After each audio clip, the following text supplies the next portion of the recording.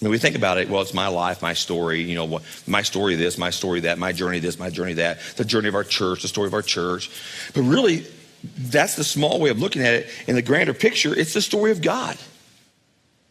It's the story of what individuals like me or you choose to let God do in us, and how God brings us together. It's the story of God. So when God is stirring your heart, and he's saying, I want you to surrender to me. I want you to obey me. I want you to give financially. I want you to trust in this area. Whatever the thing is, when God's stirring you and he's saying, how the enemy wants our minds to think is, he wants something from me. I need to not give because it's mine. And how we're supposed to think is he wants something from me. I can't release it fast enough. I want to be a part of his story. I want to be the person that in blank years from now they talk about.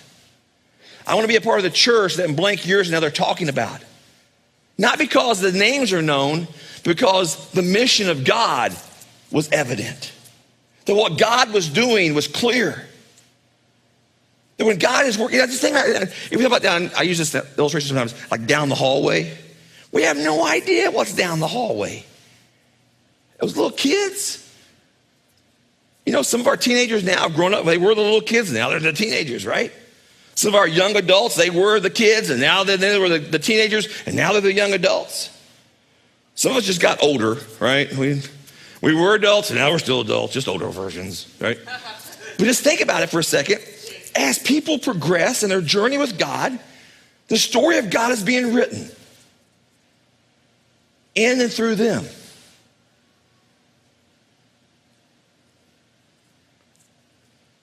We don't even know what God may use someone to accomplish, or what God may do through us as a church family. But if you look at where we are today and you go back 20 years, they would have said, well, that's not possible. You can't do that. But the story of God had yet to be written. Does that make sense to you? And so because people obeyed 20 years and 15 years and 10 years and 5 years and a year ago, the story of God continues to be written. And what God's doing continues to be written.